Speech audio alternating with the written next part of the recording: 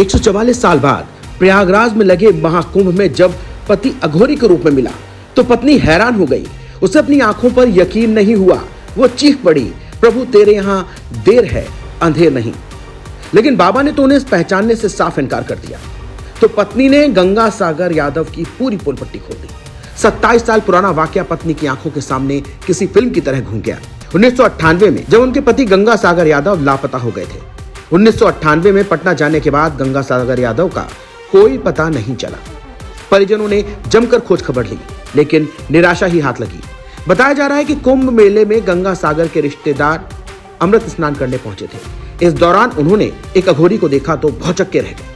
अघोरी बाबा की शक्ल हूबहू गंगा सागर यादव से मिलती थी। पहले शक हुआ तो बाबा से उनका नाम पूछा तो अघोरी बाबा ने अपना नाम राजकुमार बताया, लेकिन रिश्तेदारों को यकीन नहीं हुआ तो उन्होंने बाबा की एक तस्वीर लेकर अपने घर परिवार में भेज दी। 27 साल पहले लापता पति गंगा सागर यादव की एक खबर लगते ही पत्नी परिजनों संग दौड़ी दौड़ी चली आई।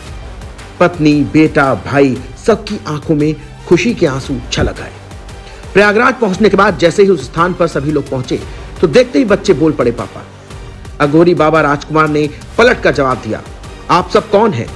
पत्नी ने बताया कैसे 27 साल पहले वो लापता हो गए थे। उसके बाद उस पर मुसीबतों का पहाड़ टूट पड़ा। बच्चों का लालन पालन करने के लिए संघर्ष करना पड़ा। 2 वक्त की रोटी जुटाना भी भारी पड़ गया, ऊपर से बच्चों की पढ़ाई लिखाई।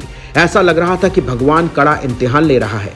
कई साल पहले लापता हुए भाई के फिर से मिलने की उम्मीद गंगा सागर के भाई ने भी खोल दी थी। वो भी बार बार उन्हें बताता रहा बचपन की वो तमाम यादें। लेकिन बाबा राजकुमार पूरी कहानी सुनने के बाद भी टस से मस नहीं हुए।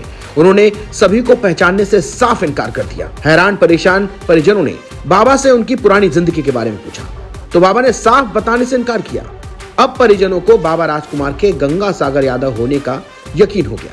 लेकिन बाबा ने 100 बार कहा कि मैं अघोरी बाबा राजकुमार हूं। उन्होंने खुद को साधु बताया और पिछले जीवन से किसी भी संबंध से इनकार किया। परिवार ने बार बार कहा कि वो गंगा सागर ही हैं।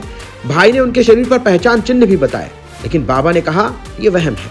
27 साल बाद जिस पत्नी को पति से मिलने की आस थी, बच्चों को अपने पापा से मिलने की तमन्ना थी, भाई को अपने भाई से मिलने की उम्मीद थी, वो सब अब धूमिल पड़ने लगी। तो परिजनों को भी गुस्सा आ गया और बाबा राजकुमार की असली पहचान के लिए डीएनए टेस्ट कराने की मांग की है।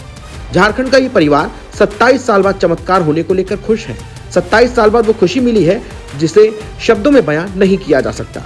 गुमशुदा गंगा सागर का भाई, पत्नी, बच्चे सबको उम्मीद है कि फिर चमत्कार होगा और बाबा राजकुमार ही गंगा सागर यादव निकलेंगे।